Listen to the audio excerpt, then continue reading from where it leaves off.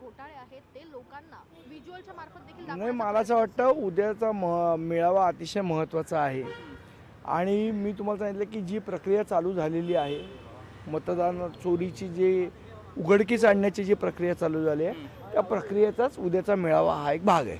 संदीपजी, ठाण्यामध्ये जे मेळाव्याचं पोस्टर लागलं आहे त्या पोस्टरवर गिरगावपासून हा मोर्चा सुरू होईल असं म्हटलेलं आहे. तर काल आपल्याच नेत्यांनी हा मोर्चा फॅशन स्ट्रीटपासून सुरू होईल असं म्हटलेलं आहे. यावरून आता शिवसेनेच्या शीतल म्हात्रे यांनी ट्विट करत ज्यांचं मोर्चा कुठून आहे यावर एकमत होत नाही आहे ते लोक एकत्रित काय राहणार असा सवाल उपस्थित. मला वाटतं एका गोष्टीवर मात्र आमचं एकमत आहे की यांनी मतचोरी केलेली आहे आणि यांनी मतदानात घोटाळे केलेले आहेत. त्या गोष्टीवर आमचं एकमत आहे. बाकी गोष्टींबद्दल शीतल म्हात्रेंनी काळजी करू नये, ते आमचं आम्ही बघून घेऊ. परंतु एक कुठेतरी नागरिकांमध्ये सुद्धा त्यामुळे संभ्रम तयार. काही संभ्रम नाही आहे, बाजूबाजूलाच आहे त्या गोष्टी.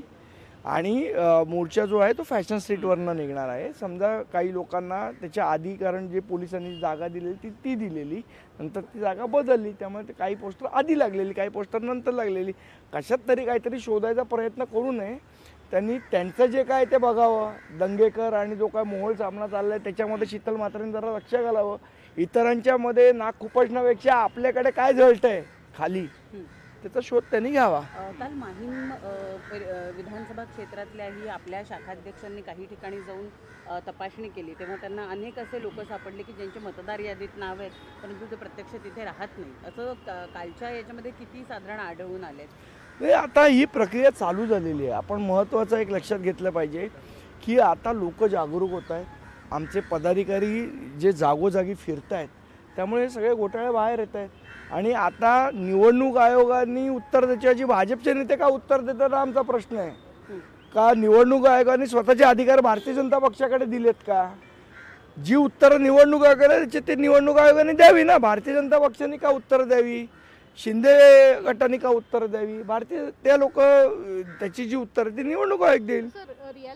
आणि आमचा प्रश्न निवडणूक आयोगाला आहे, भारतीय जनता पक्षाला पण नाही आहे, शिंदेला पण नाही आहे. उलट या मतदार गोळाबाबत या लोकांनीही आमच्या मोर्चात सहभागी व्हावं अशी आमची त्यांना विनंती आहे. रियालिटी चेकमध्ये अशा अनेक गोष्टी समोर उघडकीस होताना बघायला मिळत आहे. जसं वरळीमधील एका घरामध्ये 38 लोक राहत असल्याचा खुलासा होता, पण त्या ठिकाणी केवळ 3 ते 4 लोकच राहत असल्याचं दिसून आलेलं आहे.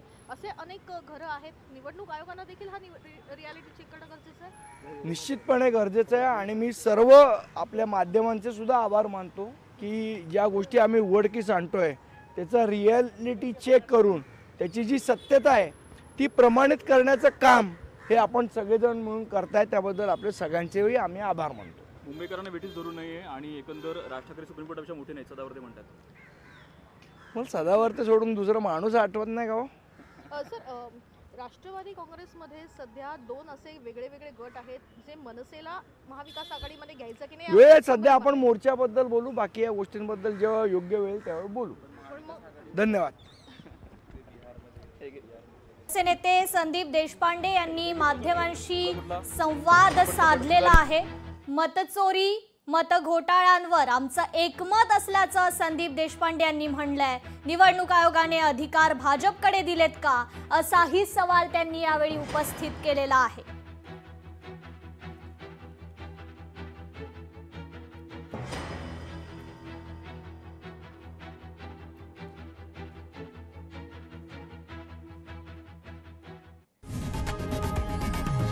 लोकशाही मराठी ऐका, पहा, जागरूक रहा.